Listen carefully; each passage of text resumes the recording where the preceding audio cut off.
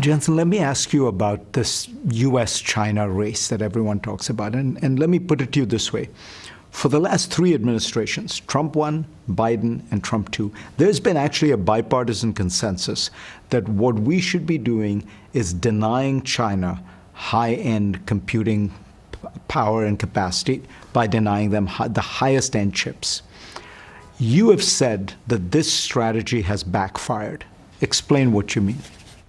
Because depriving someone of technology is not a goal.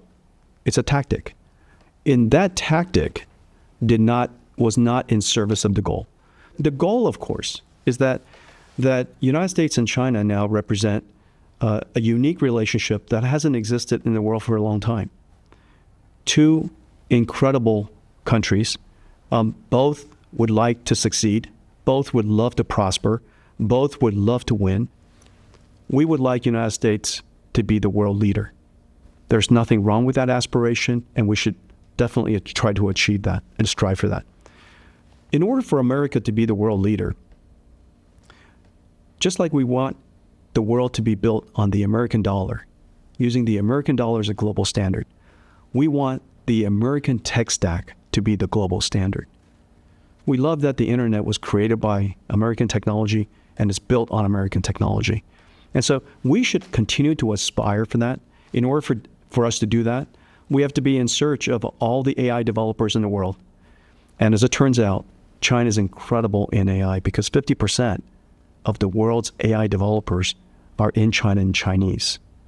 And so our mission, properly expressed, in order for America to have AI leadership, is to make sure that the American tech stack is available to markets all over the world so that amazing developers, including the ones in China, are able to build on American tech stack so that AI runs best on the American tech stack. But what if in doing that, you also are providing the Chinese military, with Chinese intelligence, with the capacity to supercharge, to turbocharge their weapons with the very best American chips, which are yours? We don't have to worry about that because the Chinese military, no different than the American military, will not seek each other's technology out to be built on top of it. They simply can't rely on it. It could be, of course, limited at any time.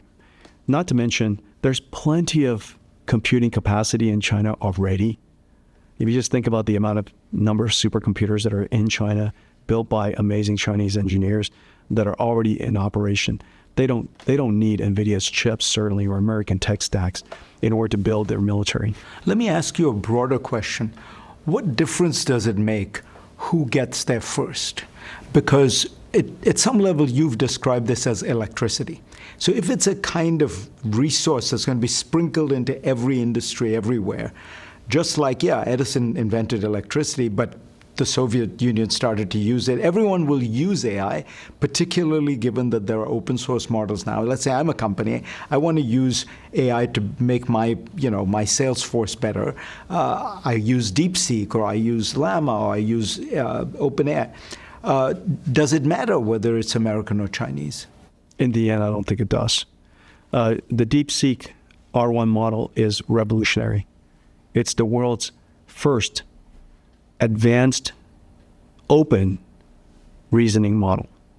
It's downloaded millions of times. It's used all over the world. There were concerns about that it was trained in China and that it could be dangerous for that reason. First of all, there's no evidence of that, and whatever evidence there is, if anybody has it, you could just fine-tune and distill it out. And so the technology itself is really completely incredible.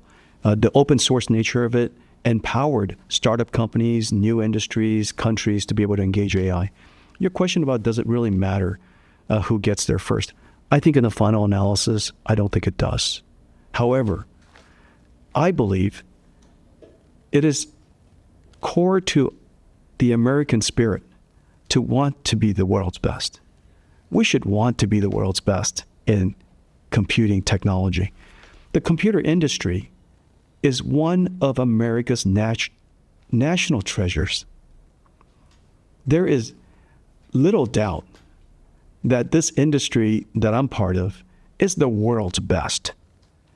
And the computer industry is an industry by which every industry is built on. So I asked Bill Gates this question of whether putting these bans on China actually had the effect of spurring China to develop its own industry at the high end, and that therefore it was counterproductive. He said, yes, I believe it's been counterproductive. Do you think the same thing? Let me give you an analogy. The recent ban on rare earth minerals has spurred the American industries to, as quickly as possible, gain independence of rare earth and magnets at a level that I don't think we've ever seen.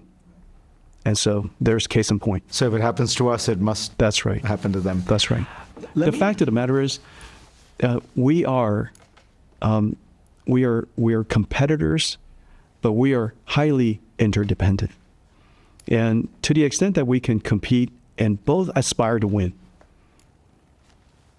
it is fine to respect our competitors. They're not doing anything that we don't want to do for our own people. They're not doing anything that we don't aspire for ourselves. And so we ought to go and compete and innovate and race fast. The work that I do has changed, but I'm still doing my job.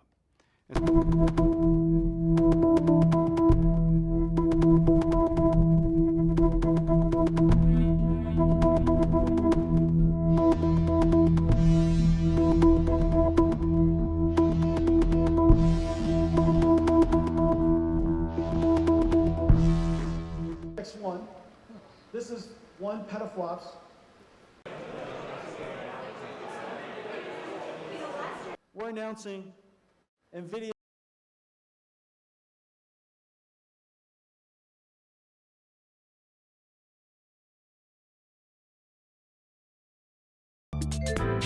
偷偷告诉大家，我最近发现了新法宝 Royal Face 逆时奇迹系列，它有活肤露、全效精华，还有精华霜。尤其我皮肤比较偏干，所以我非常的注重保湿。保湿做得好，肌肤自然烹润。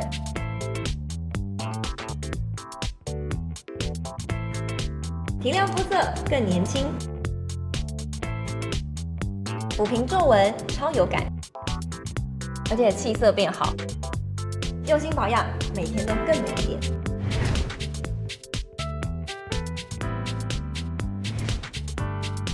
美吧。